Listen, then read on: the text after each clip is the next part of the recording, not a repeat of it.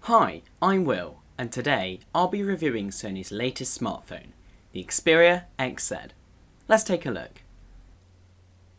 Starting with the specs, inside there's a quad-core Snapdragon 820 processor, which quite honestly is one of the best processors you can get at the moment. Needless to say, performance wasn't an issue in my time with this device.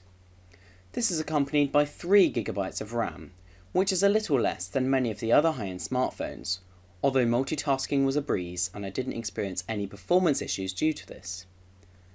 Storage-wise, there's 32GB of internal memory, which can be expanded with a microSD card of up to 256GB.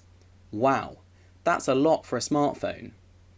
All of this is powered by the sadly all too common non-removable battery, with a capacity of 2,900 mAh. It tended to last me about a day, but not much more than that. The battery life certainly isn't anything to write home about, although it's possible that Sony could improve on this in future software updates.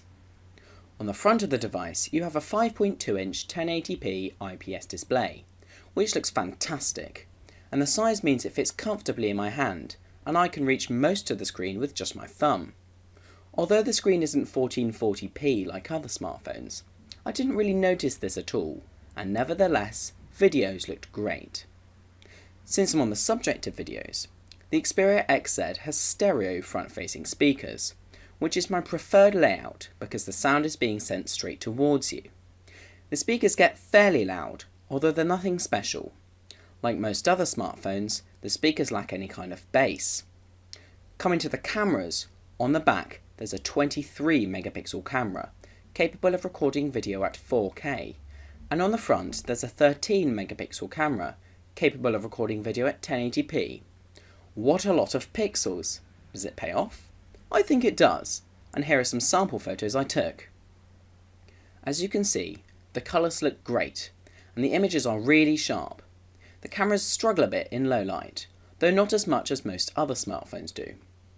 It's worth noting that although there's a manual mode, I took all these photos in auto mode, and they turned out really well. In the design department, I can't really fault Sony. The metal back feels really nice, and I like the subtle curves to the edges. The power button on the side doubles up as a fingerprint reader, and in my opinion, this placement works really well. As with most Android smartphones, the manufacturer likes to make little tweaks to the interface of the device to make it stand out from the rest. In this case, I really like what Sony's done. It took a little while to get used to, but the interface is well polished, and there are some inclusions which I really like. For example, I really like the 4G toggle in the notification area. When it's enabled, I can enjoy 4G internet where available. When it's disabled, I am restricted to just 3G and 2G. Another thing I like is that it has an NFC chip, which is located on the front above the screen. This means all you have to do is rotate your wrist so the screen is facing down, and put it near the card terminal to make a mobile payment, such as on London's transport system. Overall, I really like this smartphone. So, that concludes my review of the Sony Xperia XZ. I hope you enjoyed it. Bye for now.